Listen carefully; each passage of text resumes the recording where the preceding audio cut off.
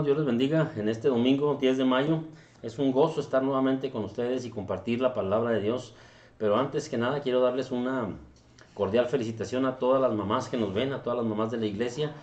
Sabemos que ahorita pues nos vamos a quedar cortitos, no podemos abrazarlas, no podemos ir a darles un beso, pero a su tiempo tendremos la oportunidad de reunirnos, de abrazarlas, de darles un regalo, de darles una florecita y poderles felicitar. Pero por lo pronto, muchas gracias por haber cuidado de todos y cada uno de nosotros. Muchas felicidades nomás en este día. Y bien, ¿qué le parece si vamos a entonar unos cantos, vamos a escuchar unos cantos? No sé si usted quiera cantar en su casa. Si no está bien, escuchen, mediten lo que dicen los cantos, la alabanza a nuestro Dios, y después compartiremos la palabra de nuestro Dios. Adelante.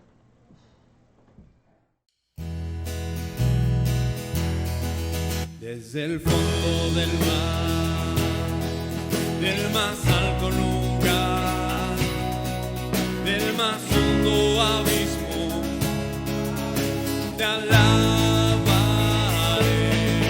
Desde mi corazón,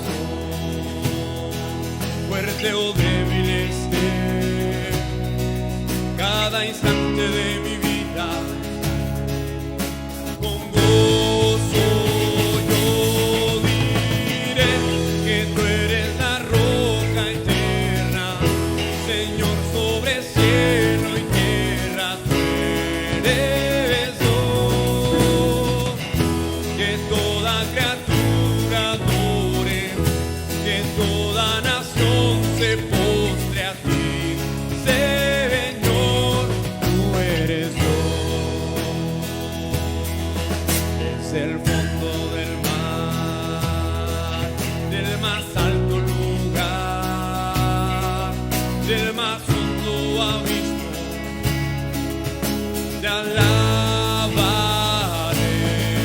Desde mi corazón, fuerte o débil esté, cada instante de mi vida,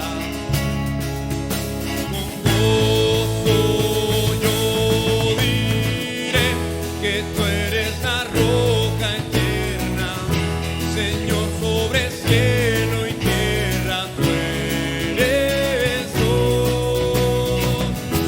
Que toda criatura adore, que toda nación se postre a ti, Señor. Que tú eres la roca eterna, Señor, sobre cielo y tierra, tú eres Dios. Que toda criatura adore, que toda nación se postre a ti, Señor, tú eres Dios.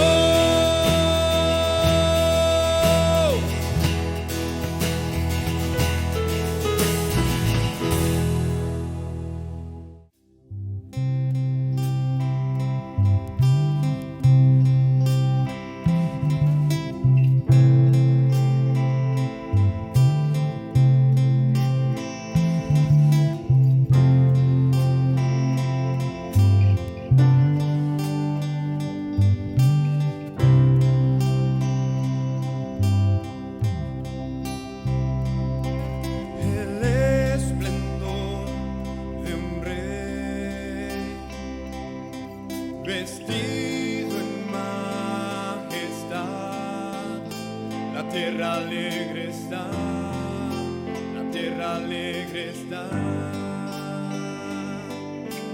cubierto está de luz, venció la oscuridad y tiembla a su voz, y tiembla a su voz.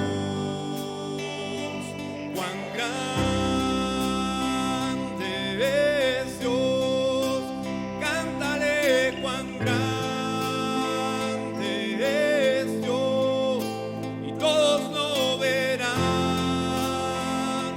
Cuán grande es Dios.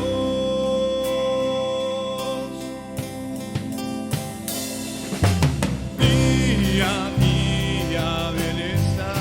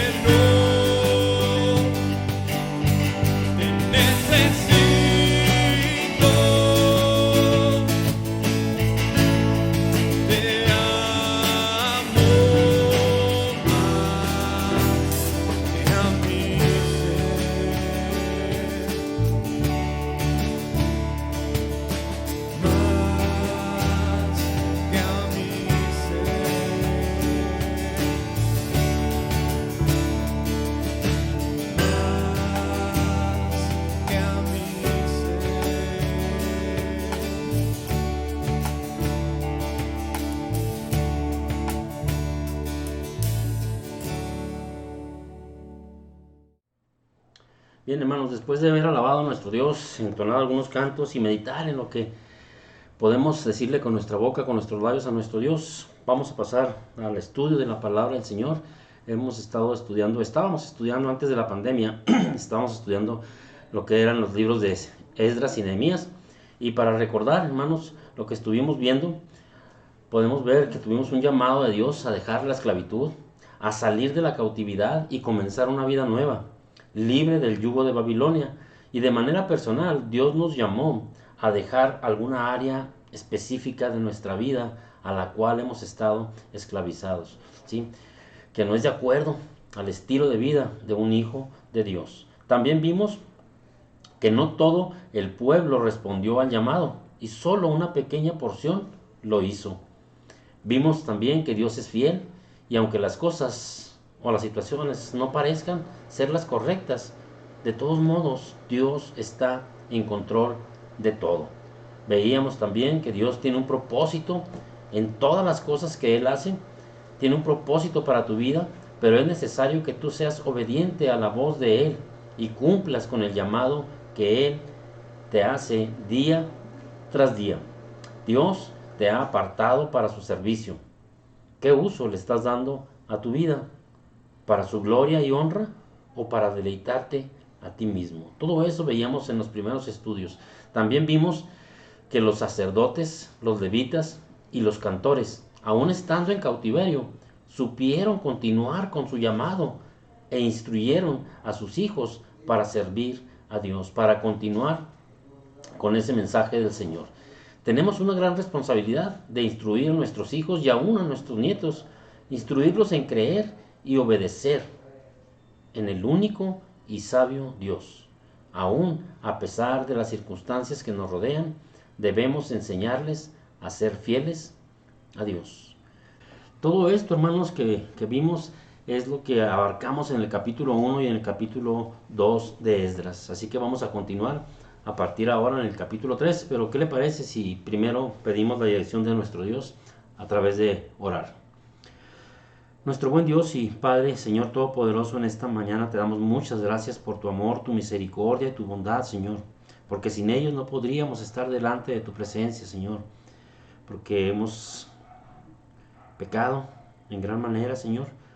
Pero te pedimos perdón por nuestras faltas, Señor. Y te pedimos que en esta mañana hables a nuestros corazones, hables lo que tengas que hacernos ver, Señor, en nuestras vidas, en nuestras familias, en nuestros hogares, lo que es necesario corregir. Tú conoces el corazón de cada uno de nosotros, Dios.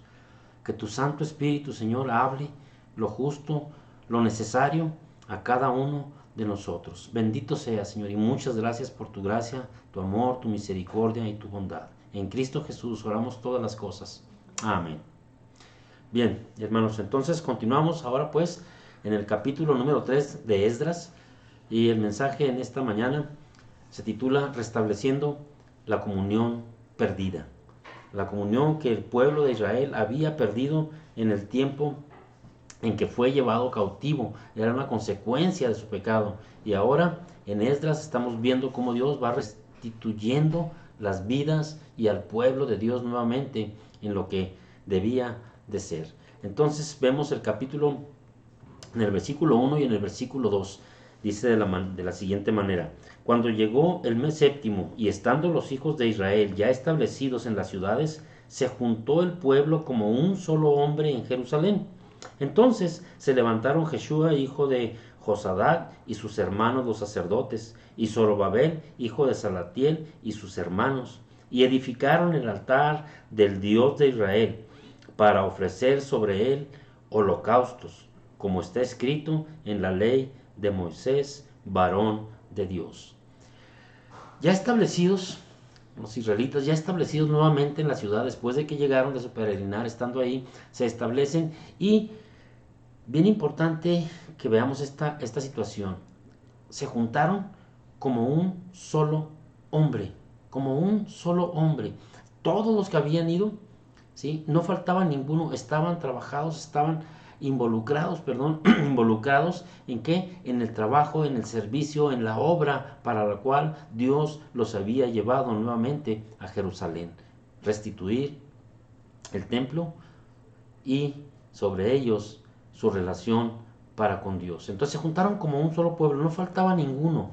Muchas veces en las actividades de nuestras iglesias se convoca para trabajar, para servir, y algunos vamos, otros no vamos, pensamos que no es mío, que es del otro ministerio, que es del otro hermano que convocó, que no es mi responsabilidad.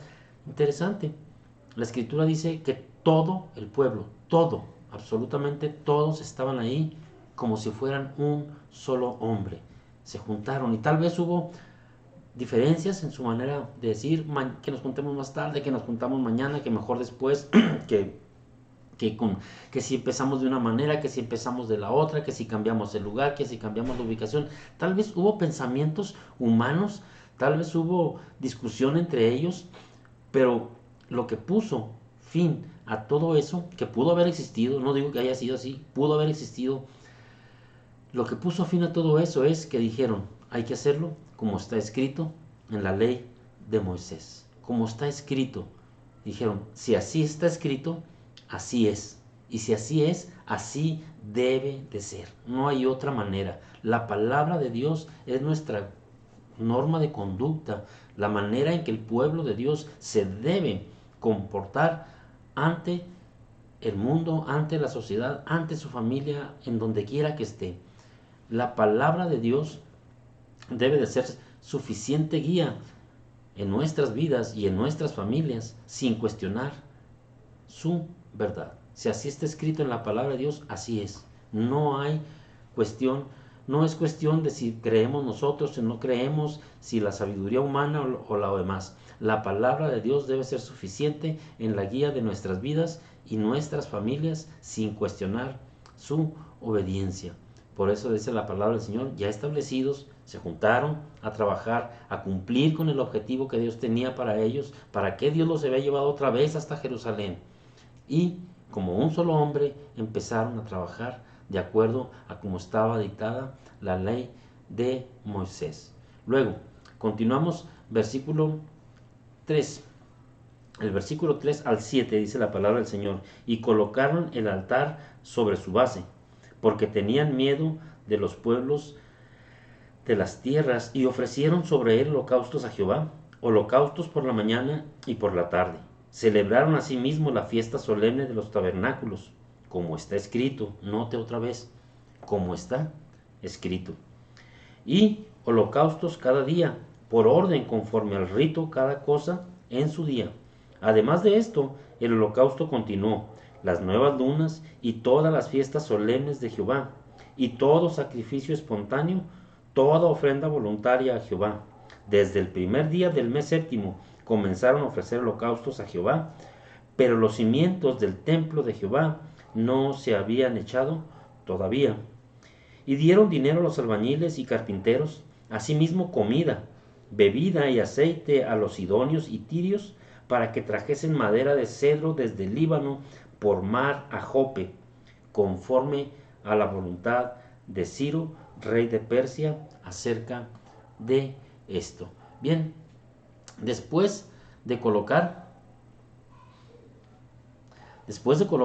el altar sobre su base, adoraron a Dios, y luego de trabajar en los cimientos del templo, los excautivos, ahora ya libres, que habían regresado a Jerusalén, no solo regresaron a Jerusalén, regresaron a la palabra de Dios. Regresaron a la palabra de Dios como su máxima autoridad. Sabían que había una manera de hacer las cosas. Sabían que había una manera en que Dios les había ordenado acercarse a Él, acercarse a su presencia, y no conforme a sus ritos o a sus creencias humanas, a su sabiduría humana, ya que esta sabiduría humana había sido la que les había alejado de Él. Los había alejado de su presencia y habían ido cautivos por Babilonia como consecuencia de ese pecado. Entonces aquí vemos en el versículo 3, versículo 7, que no toda expresión religiosa le es agradable a Dios, sino solo la manera en que Él estableció. Nada de que todos los caminos conducen a Dios, o que todos adoramos a un mismo Dios. solo hay un Dios y solo hay un camino para acercarse a Él. Y el pueblo lo había entendido después del tiempo en cautiverio. La palabra del Señor nos marca en Juan capítulo 14, el versículo número 6, dice: Jesús les dijo: yo soy el camino y la verdad y la vida, y nadie viene al Padre sino por mí. No todos los caminos llevan a Dios, no todos los caminos, bueno, o más bien dicho, todos los caminos llevarán a Roma, a una ciudad, etcétera, etcétera, pero no todos los caminos llevan a Dios. Solo hay un camino, su Hijo Jesucristo, y es de la manera en que Dios ha establecido que podamos acercarnos a Él. El pueblo de Israel lo había entendido y ahora estaba nuevamente buscando hacer la voluntad como Dios les había ordenado. También podemos encontrar en la primera carta a Timoteo, en el capítulo 2 y versículo 5, vayamos para allá. Solo hay una manera de acercarnos a Dios. No es como nosotros queramos, no es como sea nuestra sabiduría o como pensamos. Primera carta que escribió el apóstol Pablo a Timoteo en el capítulo 2 y en el versículo 5, así está escrito, dice: porque hay un solo Dios y un solo mediador entre Dios y los hombres, Jesucristo, hombre. Así está escrito en la palabra de Dios. No es invención, no es ocurrencia mía, ¿sí? Y los israelitas habían entendido, porque en su relación con Dios, por querer hacer su voluntad, habían pagado la consecuencia de ir cautivos a Babilonia. Y 70 años después, como lo vimos en los estudios anteriores, el pueblo regresaba porque así Dios lo había establecido. Dios es fiel a su palabra, Dios es fiel a su nombre, y regresaba nuevamente, y ahora ellos regresaban. Así que no toda la expresión religiosa le es agradable a Dios. Él ha marcado un camino, Él ha marcado una forma de acercarse a Él y no hay otra. No podemos decir que todos somos hijos de Dios. Todos somos creación de Él. Eso sí, somos criaturas de Dios, pero no todos somos hijos de Dios. Los únicos que pueden llamarse hijos de Dios son aquellos que creen en el Señor Jesucristo como Dios lo estableció. No como cada uno de nosotros piensa, o como cada uno de nosotros quiere, o como le dijo su abuelito, o como dijo mi vecino, no, sino como Dios dice. Y el Evangelio de Juan en el capítulo 1 nos marca perfectamente este camino. Juan capítulo 1 versículos 11 y 12, dice la palabra del Señor: a lo suyo vino y los suyos no le recibieron, mas a todos los que le recibieron, a los que creen en su nombre, les dio potestad, o sea, les dio autoridad de ser hechos hijos de Dios. Entonces, ¿cómo podemos llegar a ser hijo de Dios? ¿Cómo podemos llegar a ser el pueblo de Dios? A través de creer en Jesucristo, a través de creer que Jesús es el Hijo de Dios, que Él pagó por mis pecados, que yo no me puedo salvar a mí mismo, que necesito de ese Salvador. Y una vez creyendo, continuar alabando y bendiciendo su nombre y viviendo de acuerdo a sus estatutos. No puedo decir que creo en Jesús y vivir como yo quiero. Debemos ser congruentes, ¿sí? No debemos agregarle ningún otro pensamiento o rito a la salvación que Dios proveyó a través de su Hijo Jesucristo. Y así los israelitas en el libro, regresándonos al libro de Esdras, al capítulo 3, podemos encontrar, ¿sí?, que comenzaron con la reconstrucción del templo. Comenzaron con la reconstrucción del templo, ¿sí? Aquí podemos entender algo. El pueblo fue llamado por Dios, salió del cautiverio, fue llevado hasta Jerusalén, siendo obedientes, aunque no todos, pero los que estaban ahí habían sido obedientes. Y luego, de acuerdo a la palabra de Dios, comenzaron a edificar el altar para ofrecer sacrificios a Dios y después reconstruir el templo. Entonces podemos sacar una enseñanza, hermanos. Una sana relación con Dios permite iniciar un proceso de santificación. Tener una sana relación con ese Dios maravilloso nos puede, o nos lleva más bien, a iniciar un proceso de santificación, un proceso en el cual vamos a ir caminando y desarrollando nuestras vidas de acuerdo a la palabra de Dios. Entonces, primero salvación y después la santificación de nuestra manera de vivir. Y no porque nosotros podamos, sino porque al creer en Jesucristo, su Santo Espíritu viene a nuestras vidas y nos guía en cómo podemos conducirnos. Así que, insisto, primero salvación y después santificación. El pueblo judío había sido sacado de la esclavitud, había sido liberado, había alcanzado salvación de esa esclavitud y ahora estaba empezando a vivir en santidad. Entonces, hermanos, ¿cómo vivir una vida cristiana sin Cristo? ¿Cómo ser un cristiano sin Cristo? No se puede, aunque muchos viven engañándose a sí mismos, pero al final su camino es camino de muerte. Y es triste, porque habrán de llevar una separación de Dios eterna. Habrán de morir y pensando que por todo lo que hicieron, que por X cosas pudieran llegar al cielo, y el Señor los va a rechazar, porque no lo hicieron a la manera en que está escrito en su palabra, a morir eternamente. Pero quiero llamar su atención, hermanos, al versículo número 6 del capítulo 3 de Esdras, porque hay algo bien interesante que debemos entender. Dice el versículo 6: desde el primer día del mes séptimo comenzaron a ofrecerse holocaustos a Jehová, pero los cimientos del templo no se habían echado todavía. Wow.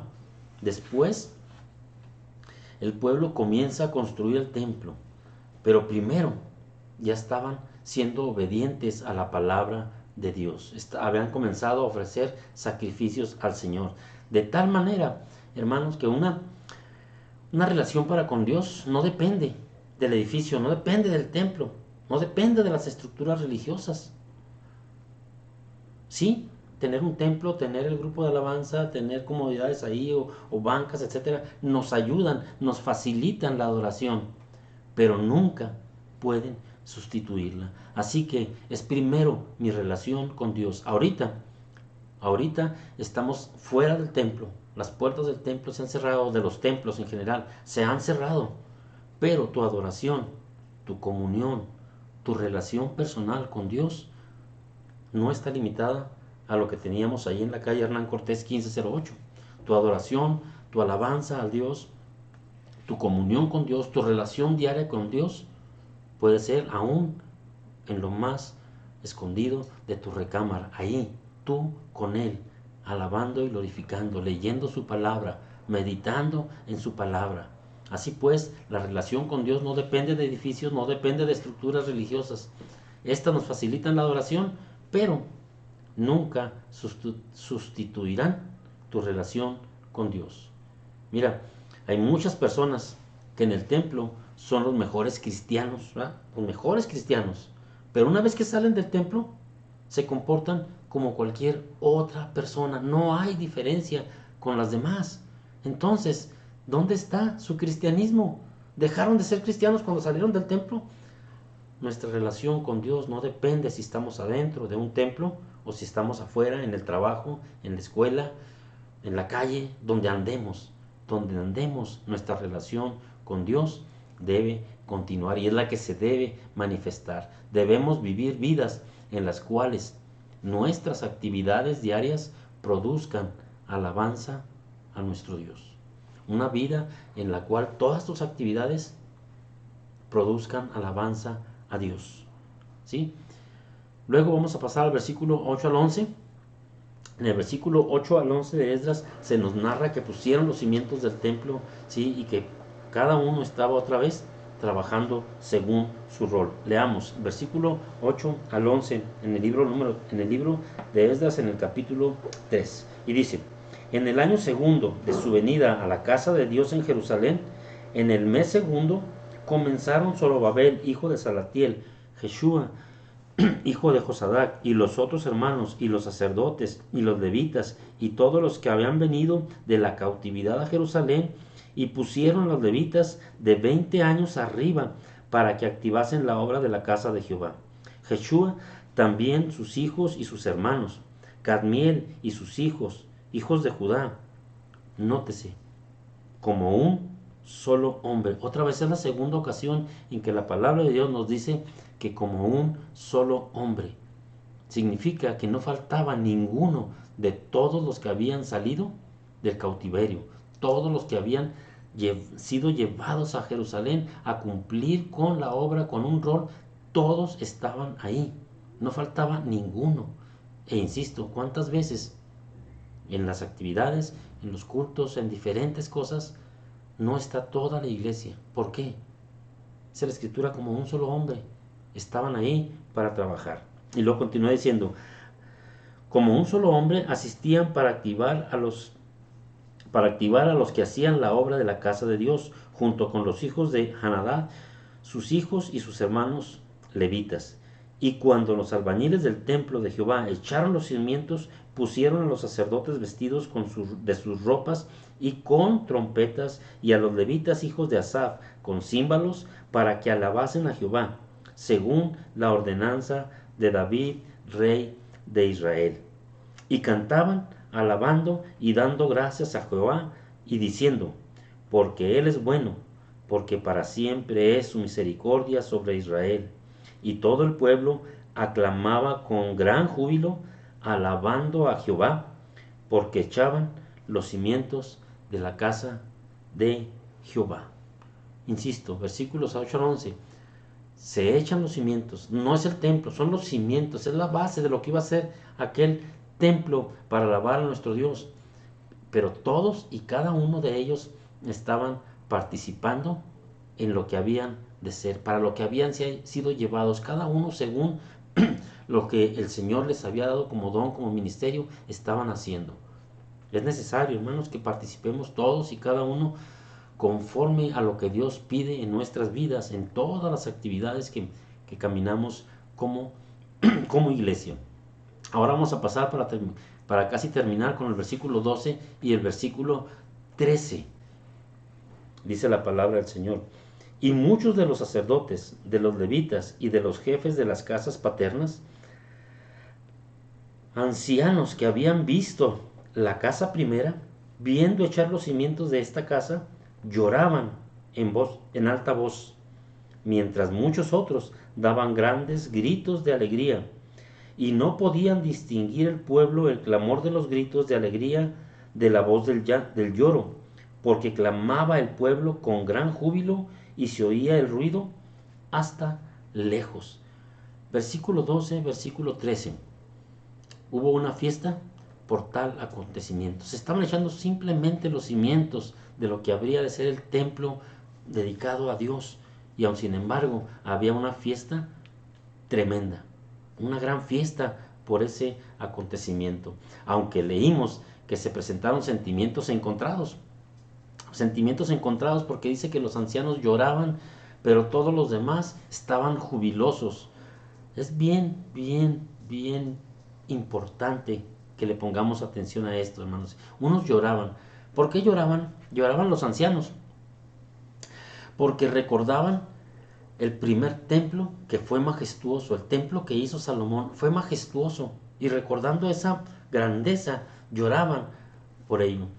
Tal vez de nostalgia por la nueva construcción, o tal vez recordando que por su desobediencia ese templo majestuoso había sido destruido, por haberse alejado de los estatutos de Dios. Ese templo majestuoso que había construido Salomón había sido destruido y ahora no existía ya más. Los mayores, después de 70 años de cautividad, los ancianos sí habían visto el templo y recordaban aquella grandeza, aquella majestuosidad, pero al ver que no había nada, que ahora estaban echando nuevamente cimientos, su corazón estaba triste y lloraban por ese detalle. Pero también había otro detalle, estaban gozosos los jóvenes que nunca vieron el primer templo. Recordemos que fueron 70 años ¿qué? En cautiverio. Entonces durante ese periodo hubo jóvenes que nacieron niños, jóvenes, adolescentes crecieron, vivieron sin conocer ese maravilloso templo. Y ahora, al ver que tenían un templo, o que iban a echar uno, que iban a construir uno, ¿Qué pasó? Estaban felices y contentos porque iban a tener otra vez un lugar donde adorar a Dios, un lugar donde congregarse y donde la presencia de Dios iba a estar nuevamente con ellos. Entonces los jóvenes que nunca vieron el primer templo ahora tendrían uno y estaban gozosos. Y por eso se mezclaban los dos sentimientos, se mezclaban el llanto, se mezclaba la alegría y había un gran clamor que se oía desde muy, muy lejos. ¿Qué enseñanza podemos obtener de esto, hermanos? Que debemos tener cuidado de no ser piedra de tropiezo cuando los que se gozan en las cosas del Señor.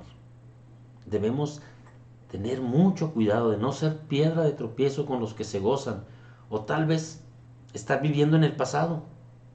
Antes era mejor, antes lo hacíamos mejor, así no se hacía antes. Muchas veces escuchamos esas expresiones, ¿sí? O tal vez hasta una más despreciativa que es, ¿ese es todo lo que pueden hacer? Uf, con eso se conforman.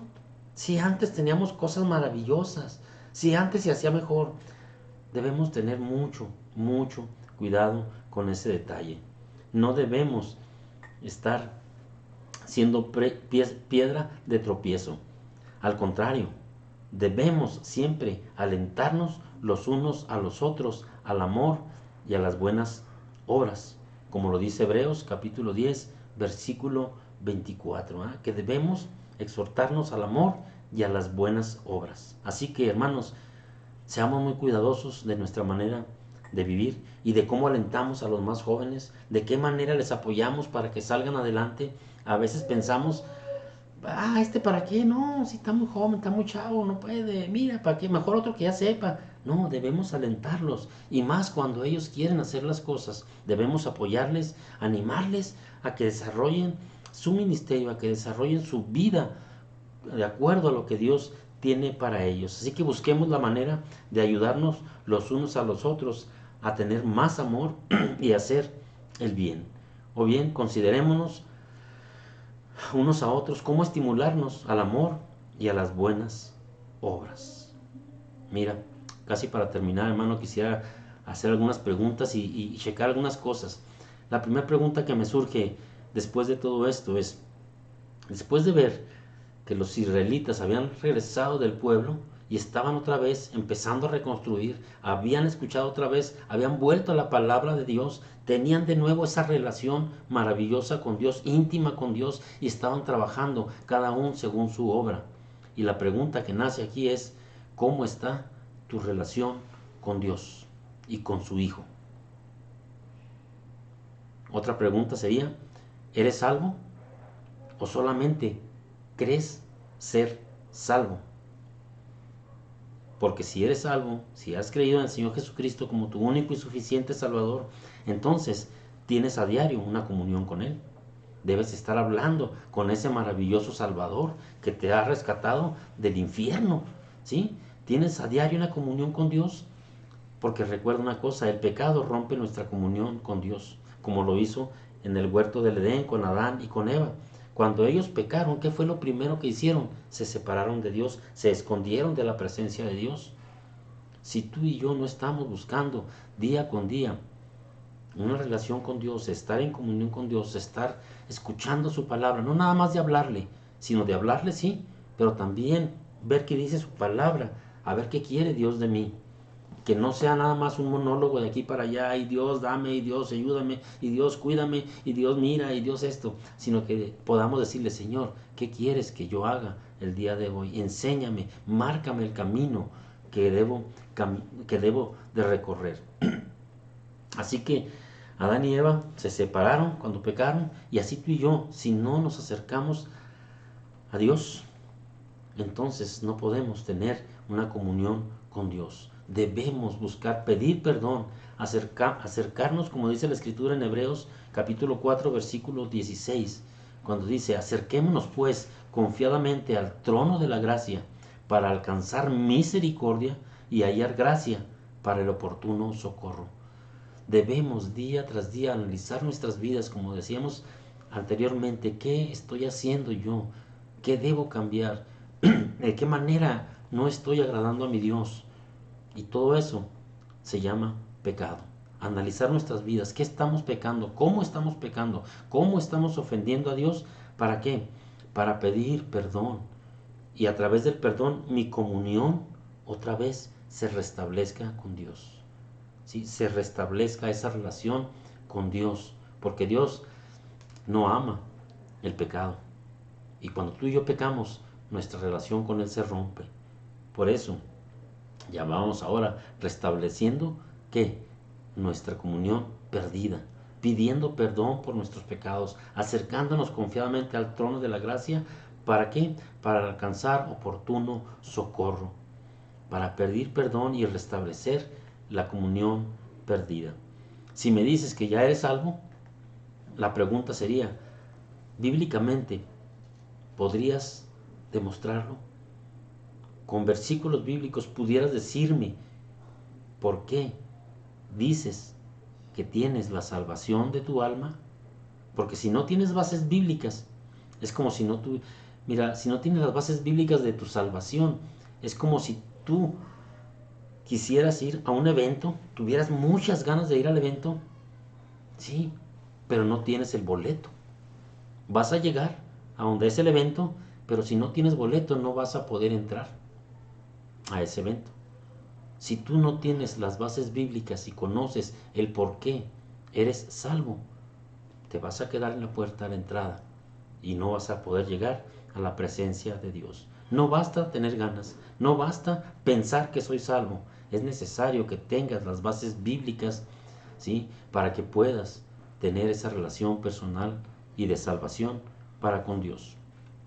Entonces, como conclusión, una sana relación con Dios produce una vida de comunión y obediencia total a su palabra, amando a Dios, amando al prójimo y amando a tu hermano, y buscando la manera de ayudarlos a tener más amor y a hacer el bien. ¿Sí? Una sana relación con Dios produce una vida de comunión con Él y de obediencia total a su palabra. De otra manera, no nos engañemos. Por eso, Esdras capítulo 3 nos llama ¿a qué? A restablecer la comunión perdida. El pecado rompe la comunión con nuestro Dios. Pidamos perdón a Dios por nuestros pecados para restaurar nuevamente esa comunión. Ahora, si ya eres salvo, es a diario pedir perdón por tus pecados. Pero si aún no has encontrado la salvación, entonces tu oración debe ser pedir perdón por ofender a Dios y buscar el perdón de tu pecado para salvación. Una vez para salvación y a diario para restablecer la comunión perdida. Porque a diario pecamos, a diario desobedecemos a Dios. Y cuando desobedecemos a Dios, nuestra relación se rompe. ¿Te parece si oramos? Nuestro buen Dios, Padre, Señor Todopoderoso, en esta tarde te damos gracias porque tu amor y tu misericordia son eternas, Señor. Y cuando vamos delante de ti, tú perdonas nuestras faltas, Señor. Tú restableces la comunión con cada uno de nosotros, Señor. Y podemos seguir adelante en nuestras vidas. Podemos buscar darte la gloria y la honra, Señor, con nuestras actividades. Padre, yo te ruego que bendigas a aquellas personas que no han encontrado la salvación de su alma, Dios, que están buscando el perdón por las buenas obras, que están buscando la salvación por portarse bien, por dejar de hacer cosas o por hacer otras. La salvación no se trata de eso, Señor. La salvación se trata del sacrificio de tu Hijo Jesucristo. Él vino a morir en la cruz del Calvario para pagar el precio de mi pecado.